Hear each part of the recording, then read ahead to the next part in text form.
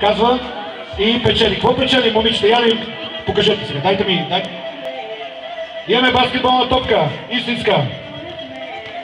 Имаме MP3 плеери, които видяхте. Имаме също така комплекти за тенисна маса. Имаме комплекти за бадминтон. Всичко имаме.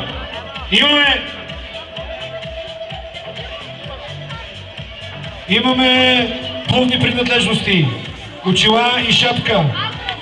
И внимание от МТЛ, имаме телефони, истински, домашни, мобилни, телефони, плеерите ги казах, фризбита, дартс и така. Готови? Наградите ще ги определят момичетата? Да. Играеме за комплект за бадминтон. И така... Въпросът е за Румяна Нейкова. Кой може да отговори да мине една крачка напред?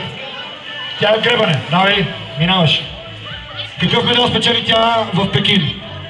Първи, Златен, браво! Взимай това нещо. Браво, честито.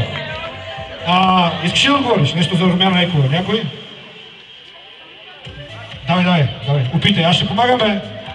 Какъв се води мъжа на Румяна Нейкова, на спорта? Треньор.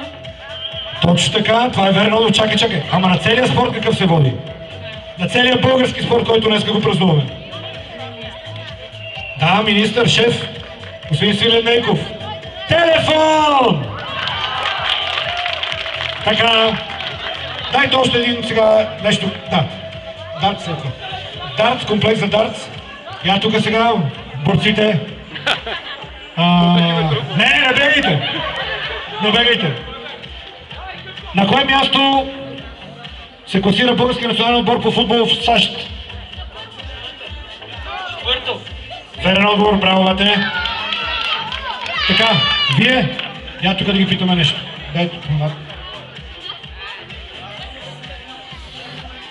я се представете.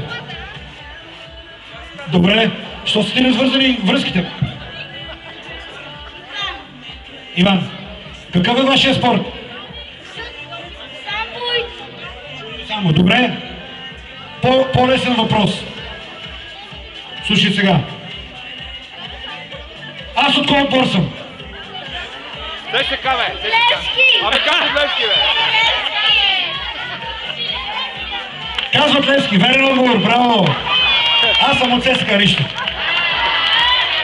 Дай и на другия да даде, той е за двамата, окей. Така, и един сега сериозен въпрос.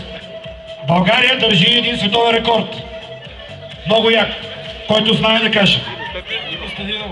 И той е в областта на кой спорт? Лека атлетика. Точно така, ама коя дисциплина? Скачане, така висок скок. И сега, даваме телефон, момент, даваме телефон. Колко сантиметра е световният рекорд на Стефка Костинова? Без да пускам. 2 или 200? 209 сантиметра, верен отговор, печелиш телефон. Заповядай от МТЛ. Благодаря ви! След малко пак ще има викторина. Успех!